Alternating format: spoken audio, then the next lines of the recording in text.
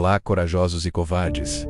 Bem-vindos ao canal Relatos do Subterrâneo. Carla tentava reconstruir a própria vida, mas a solidão que ela sentia era só um disfarce para o que realmente acontecia dentro daquele apartamento. Era um lugar silencioso, mas não vazio. Objetos mudavam de lugar sem explicação. As portas batiam sozinhas mesmo com as janelas fechadas, e pesadelos vinham em ondas cada vez mais violentas. Ela sabia que o espírito de Daniel, o primeiro falecido liberto, ainda rondava o lugar, mas de um jeito diferente, quase protetor, como se estivesse cuidando dela.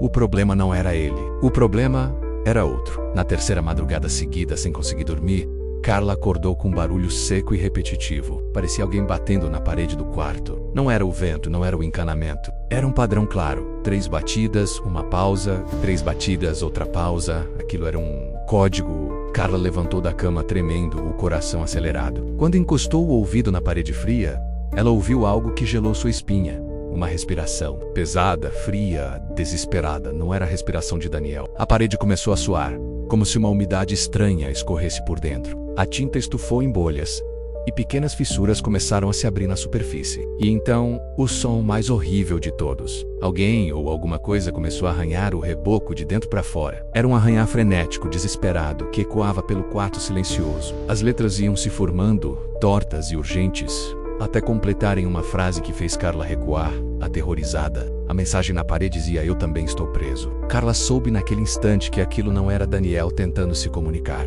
Era outro morto, outro inocente, outro espírito abandonado naquele prédio. E agora ele também queria ser ouvido. O que Carla não sabia é que aquele apartamento era apenas a porta de entrada para uma história muito mais sombria. Um segredo enterrado nas fundações do edifício. Outras almas estavam presas ali clamando por ajuda. A cada noite, as manifestações se tornavam mais intensas. Vozeiros sussurrados saíam dos ralos, vultos passavam pelos corredores e a sensação de ser observada era constante. Carla percebeu que não podia mais ignorar aquilo. Ela não estava apenas lidando com a presença de Daniel, mas também com um mistério que envolvia dezenas de outras vidas interrompidas. Ela começou a investigar a história do prédio. Descobriu que, décadas atrás, o local abrigava um orfanato que foi consumido por um incêndio misterioso. Muitas crianças nunca foram encontradas. Elas não tinham partido e estavam ali, presas entre as paredes, presas entre o mundo dos vivos e dos mortos. E o espírito que escreveu na parede era o primeiro a conseguir romper o silêncio. Ele não era uma ameaça,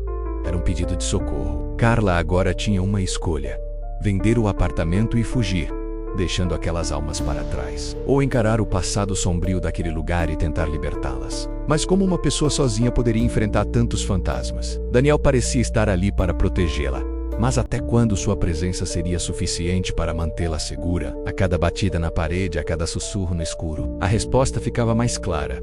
Ela não estava mais sozinha, e a sua luta estava apenas começando. No dia seguinte, Carla fez o que sempre fazia quando sentia medo. Investigou. Ela mergulhou nos arquivos da cidade, vasculhou jornais antigos na internet, qualquer coisa que pudesse dar uma pista sobre a história daquele lugar. O prédio onde morava era antigo, construído sobre as ruínas de uma estrutura ainda mais velha. Foi então que ela encontrou, nos registros de 3 décadas atrás, uma notícia que parecia saltar da tela. Um incêndio terrível que destruiu quase todo o subsolo do edifício. Na época, os jornais relataram que o fogo foi tão intenso que comprometeu a estrutura, forçando o isolamento permanente da área. Mas não foi só isso. Aparentemente, um morador, um homem misterioso e recluso chamado Jonas, havia desaparecido durante o incêndio. Nunca encontraram o corpo. As autoridades simplesmente assumiram que ele foi consumido pelas chamas ou fugiu. Mas havia um detalhe, uma única linha na reportagem que congelou o sangue de Carla. O apartamento de Jonas ficava exatamente no mesmo andar que o dela, mais de baixo, onde hoje havia apenas um porão condenado e esquecido. A revelação caiu sobre ela como uma laje de concreto. As batidas, os arranhões, não vinham de um vizinho, mas de um lugar que não deveria abrigar ninguém. O frio na espinha voltou, mais intenso do que nunca. Aquela noite, o som voltou, mas diferente. Não eram mais apenas arranhões.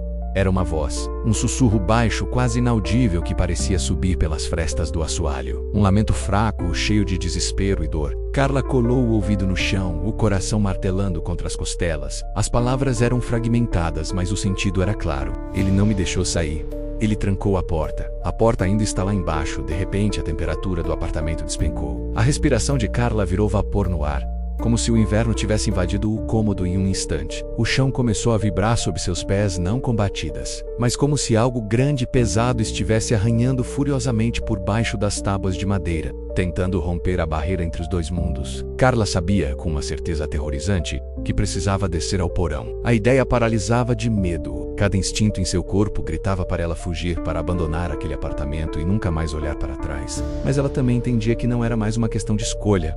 Não se tratava de querer ajudar um espírito atormentado. Era uma questão de sobrevivência. Se ela não fosse até lá, se não confrontasse o que quer que estivesse preso no subsolo, aquela entidade acabaria arrancando as paredes do apartamento para chegar até ela. A força que sentia vibrando no chão não era de um fantasma pedindo ajuda. Era de um prisioneiro desesperado para escapar. E ela estava no caminho. Empurrada por um medo ainda maior do que a aguardava, ela pegou uma lanterna, as mãos tremendo tanto que mal conseguia segurá-la. A porta do subsolo, no final do corredor do térreo, estava coberta de poeira e teias de aranha. Parecia não ser aberta há anos. Quando ela girou a maçaneta enferrujada e a abriu, uma onda de ar fétido a atingiu. Era um cheiro doce e podre, uma mistura de mofo, umidade e algo mais. Algo orgânico em decomposição. O ar parecia mais pesado, mais denso, como se ela estivesse entrando em outro mundo. Um lugar onde as leis da física não se aplicavam da mesma forma. O corredor à sua frente era longo, úmido e mergulhado numa escuridão quase total. As paredes de concreto escorriam uma água escura e o silêncio era absoluto, exceto pelo som de seus próprios passos ecoando no vazio. No fim do corredor, o feixe de luz de sua lanterna encontrou o que ela procurava. Uma porta metálica, deformada e enegrecida pelo fogo. A pintura estava descascada, revelando o metal retorcido pelo calor intenso.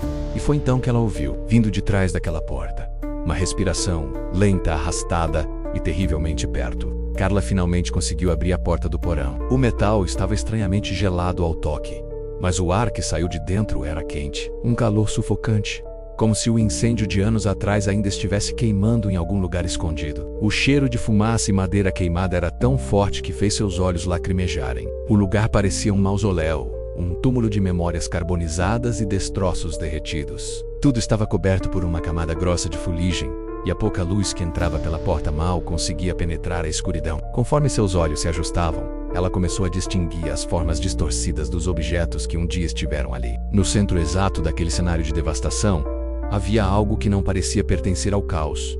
Uma cadeira de metal, enferrujada pelo tempo e pelo calor. E sobre a cadeira, penduradas, correntes pesadas e escurecidas. Foi naquele instante, com o coração martelando no peito, que Carla entendeu a verdade terrível sobre o destino de Jonas. Ele não tinha sido apenas uma vítima do fogo, como todos pensavam. As correntes contavam uma história muito mais sombria. Ele não morreu acidentalmente no incêndio. Ele foi acorrentado ali por alguém. Alguém que ainda estava vivo. Alguém que o deixou para morrer. De repente um estrondo ecoou pelo porão, fazendo Carla pular de susto. A porta de metal se fechou atrás dela com uma violência assustadora, mergulhando o lugar numa escuridão quase total. O som do trinco se encaixando foi como uma sentença. Ela estava presa. O pânico começou a subir por sua garganta, mas antes que pudesse gritar, uma figura começou a se materializar na sua frente. E então, o espírito apareceu. Era ele, Jonas, ou o que restou dele. O homem carbonizado tinha metade do rosto derretido, a pele repuxada e negra revelando o osso por baixo. Seus olhos, um intacto e o outro uma cavidade escura, fixaram-se nela. Seu corpo inteiro tremia, um espasmo constante, como se ele ainda estivesse ardendo nas chamas que o consumiram. Ele não andava, ele se arrastava. Veio em direção a Carla, movendo-se com uma dificuldade dolorosa, deixando um rastro de fuligem no chão.